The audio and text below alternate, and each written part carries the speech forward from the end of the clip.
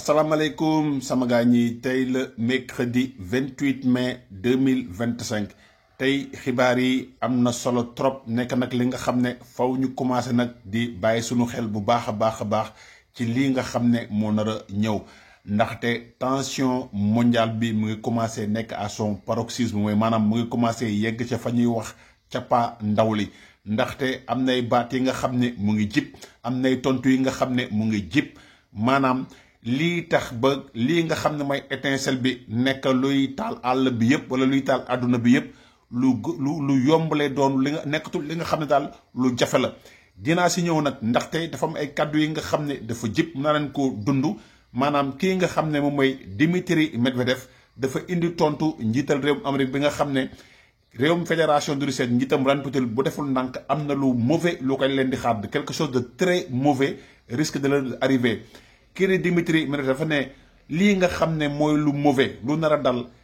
fédération de Russie ak njiitam troisième guerre mondiale la lii mooy tontu bi nga xam ne indi na ko te moom waxantawul te parce que moom mooy gérer conseil de sécurité bu fédération de Russie. léegi nag balaa ma ñëw ci mbir moomu noonu ak beneen mbir bi nga xam ne aussi amaat na mu nekk kàddu yi nga xam ne njiitum Allemagne di le chancelier Friedrich Merz yëkkati na ko jox sañ-sañ armée ukrainienne muy indi ay sox ci fédération de Russie ak ay missile tourisme yi nga xam ne dépassé na 500 kilomètres mooy maanaam mun naa yegg ba Moscou loolu tamit indi nañ ci benn tontu bi nga xam ne tontu bu garaaw la lii wane ne bu fekkee ne ku nekk jëfe nga la nga xam ne moom nga déggee dina du yomb wala dina nekk li nga xam ne lu gaaw la pour maanaam ñu dugg ci lu ñuy wax conflit majeur balaa ma ñëw nag ci yaataleeg farañ fàcc bi dama leen di may ñu dugg tuuti ci actualité politique ci réewum Sénégal xam ngeen ne tey réewum Sénégal mu ngi doon amal dialogue ñu bëri dañuy wax ne béy say weewu tànk balaa ñoo tàmbalee ci àdduna wërngal këpp bi nga xam ne daanaka ñu bëri ci yéen loolu ngeen di taaxirlu saa su nekk dama bëggoon aussi ma indi sama gis-gis ci dialogue bii nga xam ne am na. xam ngeen sax du ma ko tuddee dialogue mais rupture politique laa koy tuddee ndaxte ci réewum Sénégal baaxoo nañ di dund ay xeetu dialogue yi nga xam ne daanaka ay deal politique la. maanaam ay opposants yi nga xam ne yoon da leen écarté woon ci ay pexe politique yéen yoon delloosiwaat leen ci ay pexe politique yi nga xam ne ci waxtaan wala ci dialogue lañ ko doon xaatime wala lañ ko doon déggoowee gis nañ bu mujjee bii nga xam ne Khalifa Sall demoon na ci jamonoy président Macky Sall ci lañ ko delloowaat mu doon candidat moom ak Karim Meïssa Wade kon dialogue bii nga xam ne moom moo am tey ci CICAD te son excellence le président bi monsieur Bassirou Diomaye Diakhar Faye jiitu ko. dialogue bii nii Sénégal lañ fi waxtaane wuñu lépp li nga xam ne dafay jëm ci deal politique ci séddoog ak ñoom it seen lu ñuy waxtaane mooy nu ñuy ñoŋalee suñu démocratie lu ñuy waxtaan mooy maanaam fexe ba ci réewum Sénégal képp ki nga xam ne am nga majorité mooy maanaam am nga pour voter nga mën a voter ci li nga xam ne doo ci bindoo mooy lu ñuy wax ay primo votant leneen li nga xam ne aussi dañ koy waxtaane mooy fexe ba lu ñuy dooralee opposition bi maanaam parti politique yi nga xam ne toll nañ ci 300 te nee nañ ci 300 yi 14 kese ñoo ci wàccoog yoon ñu fexe nu ñuy xool ba nga xam ne dinañ am benn visibilité ci parti politique yi xool nañ leen di financer de façon très légale ak lépp li nga xam ne ay sañ-sañ leen ñu mun leen koo jox ginnaaw bi nga xam ne wàccoo nañoo yoon. leneen li nga xam ne aussi dañ koy waxtaanee jëm ci système électoral bi nga xam ne daanaka mën nañu wax ne ñoŋ na ba pare parce que mandargal na ay alternance yu bëri waaye ñu xool nu ñuy yaxanalee gafa réewum Sénégal. jëm ci lu ñuy wax bulletin unique daanaka àdduna bi yépp ñiy organiser élection ñoom ñu ngi ci lu ñuy wax bulletin unique loolu la ñuy waxtaanee te lii nga xam ne moo ci ëpp solo maanaam lu gën a ëpp solo ci composante société sénégalaise yi teewee nañ ko maanaam Moustapha Niass Amadou Ba Daouda Diallo kilifa diine yi association yi société civile jeunesse yi mouvement Y en a marre ñoom ñëpp ñëw nañ teewee. te lii nga xam ne moo ci ëppati solo son excellence le président de la République monsieur Bassirou Diomaye Diakhar Faye wax na ne lépp li nga xam ne consensus am na ci mooy maanaam déggoo nañ ci ba ñu xaatim ko da koy jëfe mooy maanaam da koy appliqué kon loolu dina tax ba Sénégal yéegaat yeneen jéego yi nga xam ne suñu wàllu démocratie suñu wàllu réew ay mbir yi nga xam ne dinañ ko rawee suñuy dëkkandoo suñuy naataangoo yi nga xam ne ñoom dañuy ngiroo ci lépp li nga xam ne lutte politique la maanaam ñoom Côte d'Ivoire gis ngeen leen di yoot ak gis ngeen Mali AS jafe-jafe yi nga xam ne ñu ngi ci ay systèmes yi nga xam ne askan bi mandargalu ko mu amu ci consensus ñun nag ñu ngi jëm ci yeneen palier ñu ngi dem ci yeneen niveau yi nga xam ne bu fekkee ne waxtaan bi antu na loolu dina tax ba Sénégal defaat ay jéego yi nga xam ne dinañu gën a may ñu làbbali fas par rapport ak suñu dëkkandoo ci lii nga xam ne nag mooy ci ngoon gi ñiy duppee seen bopp opposition radicale te li ci ëpp di waa APR ñoom tam amaloon nañ seen dialogue national ñoom nag wax nañ li tax dem ñu si dialogue bi waaye indi nañ ay tontu jëmale ko si njiitu jëwriñ bi nga xam ne ba mu yëkkati kàddu démb dafa wax ne ata ngi nii Sénégal mu ngi doxal ñoom ñu ngi doxal réew mi te maanaam jotuñu benn koppar bu tukkee ci fonds monétaire international kii nga xam ne moom la ñuy duppee le Mbappé de l'APR di nu ñu ko waxtee Ndour moom wax na ne Sénégal li gën a yées lay def ndaxte nee na Sénégal ci Côte d'Ivoire moo koy lebal xaalis Côte d'Ivoire lebal na ko xaalis bu takku ak Mali ñooñ ñoo koy lebal te loolu gàcce la waaye dama yaakaar ne Malick Ndour defe naa noonu la tudd dafa juum lu tax ma ne dafa juum xarañ na trop nag waaye man mii nga xam ne damay suivre lépp li nga xam ne actualité géopolitique mondiale la dinañ ci defal ay gëstu àdduna bi fu mu jëm coopération sud mooy coopération bi nga xam ne mooy bi gën a wóor ndaxte gis nañ ne coopération internationale bi kii nga xam ne moo koy mandargal commencé naa banque loxoom ndaxte njiitum réewum Amérique gi Donald Trump dafa jël décision démanteler agence bi nga xam ne mooy agence bi gën a ngand ci réewum Amérique ñu koy wax USAID te doon amal ay programme de développement ci ay réew yu bëri Sénégal amoon na ci MCA bi nga xam ne moo doon financé wàllum électricité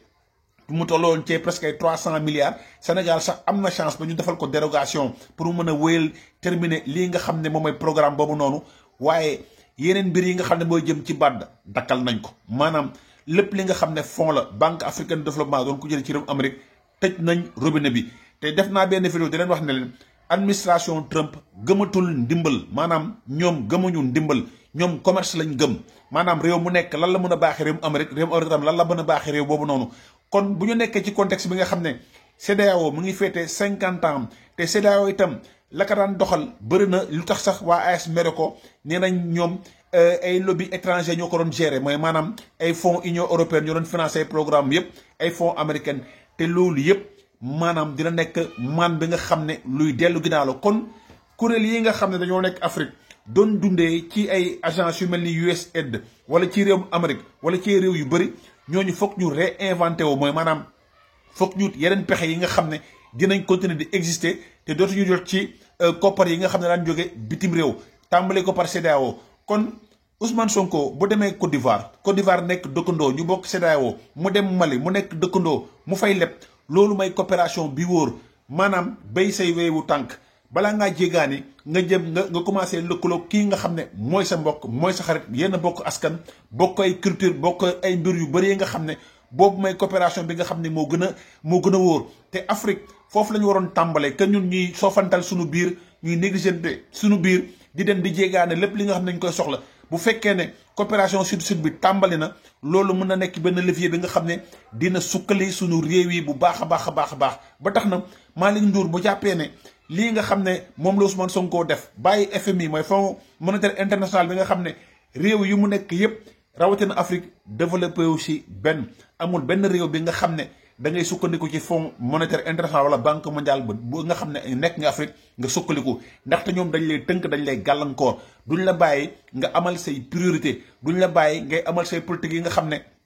jàpp na ne mooy politique yi gën ci yow ñii nag xam nañ politique yi nga xam ne ñoo gën ci ñoom rawatina politique énergétique bi nga xam ne nee nañ ab réew mënul sukkandiku tant que mi amul lu ñuy wax sécurité énergétique ba tax na ñoom pétrole ak gaz bii nga xam ne réewum Sénégal am na ko mu nekk li nga xam ne sunu moomeel la dañuy fexe ba ñu compétitif parce que ñoom bu ñu defee comparaison gis nañ ne suñuy charge électrique dafa nekk li nga xam ne lu diis la par rapport ak réew yi nga xam ne dañoo bëgg a sukkandiku ba tax na lii nga xam ne mooy sunu moomeel di pétrole ak gaz bi loolu dañ koy jël fexe ba njëg yi wàcc ndaxte lépp ci énergie lay dépendre transport ci énergie lay dépendre dund ci énergie lay dépendre industrie ci énergie lay dépendre te loolu bu fekkee ne coût yi wàññeeku na dafay impacter dund ni doomu aadama yëpp dafay ñongal seen dund ndaxte bu fekkee ne fexe nañ ba maîtriser les coûts de production mu nekk li nga xam ne dina accessible ci sénégalais yi maanaam benn sénégalais du liggéey du ragal jënd climatiseur ci këlam maanaam kër yëpp mun nañ am clim dootuñu sonn ci tàngoor loolu benn la njëg yi dina commencé wàññeeku jëm ci transport jëm ci produit ñuy consommer ak loolu yëpp ndaxte li tax ba loolu yëpp cher lenn kott la mooy maanaam coût de production yi te énergie bi dafa nekk pàcc bi nga xam ne pàcc bu ci am solo la loolu nag bu ñu ko maîtriser jël li nga xam ne yàlla may nañu ko ci pétrole ak gaz ñu investir ko foofu noonu gis ngeen ne ñu ngi transformer suñuy centrale à fuel def ko centrale à gaz fas yéene créer benn oléoduc bi nga xam ne mooy jóge ci fu ñuy wax Grand Tortue bi nga xam ne dañ ko bokk ak Mauritanie mu nekk li nga xam ne dafay ravitailler directement suñuy centrale loolu mooy les projets structurants fexe ba ñuy transformer engrais bi nga xam ne moo nekk Matam ñu transformer ko lépp li nga xam ne sunu moomel la pomme de terre bi nga xam ne dañ koy béy muy nëpp ñuy transformer ay usine de surgelé au lieu ñuy importer ay surgelé ay pomme de terre yi nga xam ne dañ koy jéegaane pomme de terre bi nga xam ne dañ koy béy bu ñu utiliser consommation locale la ci des ñu def koy surgelé def koy sachet at bi yëpp sénégalais yi di am lii nga xam ne moom mooy pomme de terre fii la Sonko ak Diomaye bëgg a yóbbu Sénégal te ñun ñu ngi leen ciy jéem a accompagner ci suñu baat bu ndaw bi nga xam ne am nañ ko fi léegi nag damay jóge ci actualité boobu noonu ñëw ci actualité géopolitique mondiale am na ay mbir yi nga xam ne yu garaaw a garaaw yi nga xam ne ñu ngi commencé di am rawatina ginnaaw bi nga xamee ne Medvedev indi na ay tontu xam ngeen démb maa ngi leen di wax ne leen njiitum fédération de Russie di Vladimir Poutine dafa ne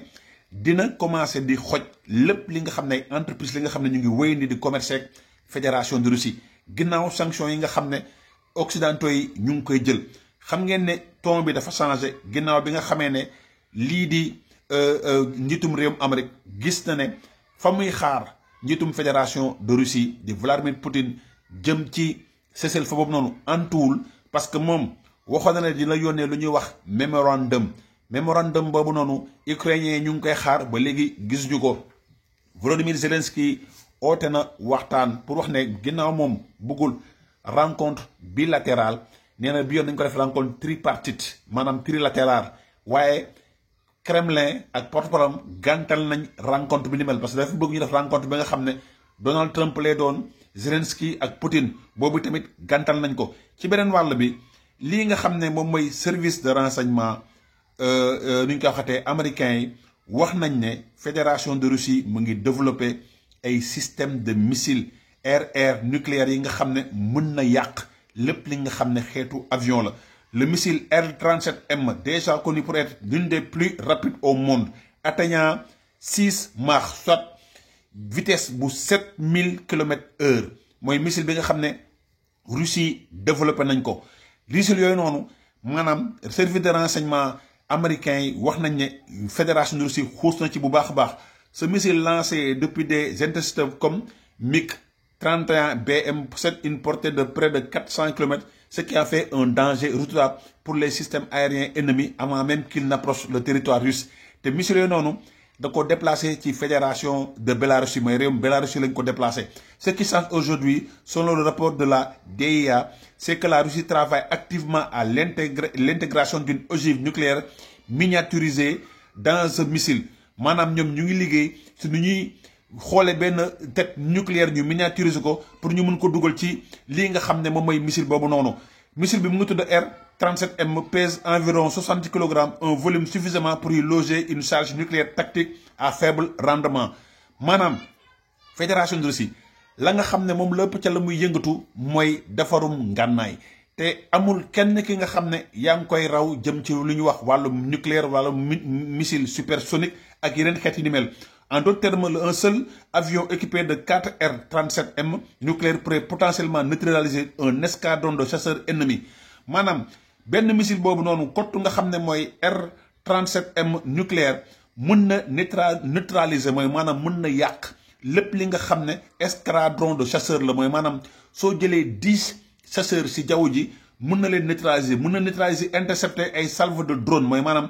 ay chasseurs escadron de chasseurs ennemis voire intercepter une salve de missiles ou de un essaim de drone mooy maanaam nga sànni 300 500 drone missile boobu noonu mën na koo neutraliser missile boobu nag moom mu ngi koo installé ci ñu am na xam ngeen dafa délocaliser missile yu bëri fii nga xam ne moom mooy Bélarussie maanaam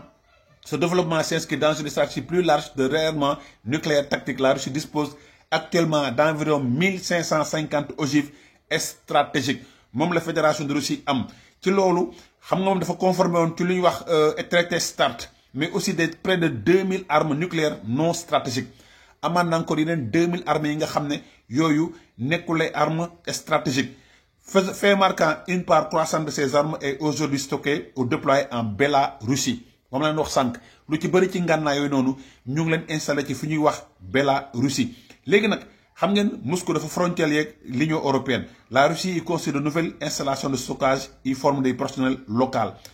Pour Washington, cette militarisation du territoire bélarusse augmente les risques d'un accès facile de l'arme nucléaire tactique, y compris dans le contexte de conflits localisés. Maanaam le fait que moom mu déplacé ay missilam yu bëri ci fii nga xam ne mooy Bélarussie frontière ak frontière jege Union européenne bu baax a baax loolu dafay indi beneen level bi nga xam ne am na. Guerre biologique et chimique, un autre front préoccupant pour le rapport de la DEA ne s'arrête pas aux armes nucléaires. léegi nee nañ aussi ñoom tam lépp li nga xam ne dafay dem ci li ñuy wax arme chimique ak bactériologique développement bi aussi ñu bëri ñu ngi ciy xuus. La Russie n'est pas le seul sur ce terrain. Le rapport mentionne également la montée en puissance rapide de l'arsenal chinois. La Chine disposait désormais de plus de 600 ogives nucléaires. loolu defoon naa ci vidéo di leen wax ne chinois yi tamit ñoom ñu ngi yéegal lépp li nga xam ne ngànnaay nucléaire la. ñoom ñu ngi ci 600 ogives te fii ak 2030 bëgg nañ dépasser lu ñuy wax 1000 ogives yi. Pékin mise sur une stratégie de dissuasion réponse rapide incluant des missiles à haute précision, des ogives de faible rendement, des ICBM à capacité de frappe multiple. Face à cela, les États-Unis redoutent un effet domino stratégique, la montée en puissance des arsenaux nucléaires russes et chinois pourrait inciter d'autres puissances régionales. Maanaam le fait que Russie, Chine di baral seeni production loolu tamit mën a tax ba yeneen réew baral seen position seeni production na ngànnaay nucléaire mooy lu ñuy wax prolifération nucléaire. léegi nag malgré les tensions, la DEA estime que l'usage excessif de l'arme nucléaire reste peu probable. li nga xam ne daal moo rafet njort maanaam ñu jëriñoo ngànnaay yooyu noonu parce que dañoo jàpp ne ba léegi ngànnaay yooyu c'est des armes de dissuasion. léegi nag sauf à une menace existentielle maanaam la nga xam ne dafay laal xolu régime bi. maanaam tey bu ñu demoon ba ñu ne fédération russe daal gis na ne ñu ngi koy menacé bu boobaa pour ñu jëriñoo ngànnaay nucléaire bi lu gaaw lay doon lu yomb lay doon. mais ce développement montre bien que la guerre moderne ne se limite pas plus au sol ou à l'espace aérien traditionnel. Elle s'étend désormais au cyberespace, à la désinformation, aux armes non conventionnelles et aux frappes hyper précises à de très longue portée. La militarisation des missiles air-air nucléaires est un signal fort dans le monde multipolaire. maanaam jamono ji monde multipolaire bi militarisation nucléarisation dafa nekk ay mbir yi nga xam ne yépp a ngi yéeg. léegi nag mu ñëw ci lii nga xam ne moom mooy xibaar bi waral maanaam journal bi. L'Ukraine n'a pas la capacité technique d'opérer des missiles de longue portée terrestre sans la présence des spécialistes militaires allemands. xam ngeen chancelier Friedrich Merz dafa wax ni tey jox nañ sañ-sañ armée ukrainienne muy sox foofu fi nga xam ne soob na ko ci réewum fédération de Russie te du ñoom kese. britannique yi ak seen seen missile Shadow Storm jox nañ ko sañ-sañ. français yi ak seen Scalp, américains ak seen Atacams, allemand yi ak seen Taurus. léegi nag Dmitri Medvedev nee na l'Ukraine n'a pas la capacité technique d'opérer des missiles de longue portée terrestre sans la présence des spécialistes militaires allemands sur le terrain. Ces armements demeurent inutilisables, explique à Sputnik Igor Koroshenko, analyste militaire russe et rédacteur en chef de la revue de défense. Cela signifie que des soldats de la Bundeswehr participeraient directement au combat contre la Russie. maanaam mu ne soldats allemands yi dañuy participer directement ci combat yi en fournissant des missiles terrestres au régime terroriste Zelensky en Ukraine et les utilisant contre la Russie. L'Allemagne se déclare officiellement en guerre avec la Fédération de Russie. maanaam ñoom bu ñu gisee ne am na benn sox bi nga xam ne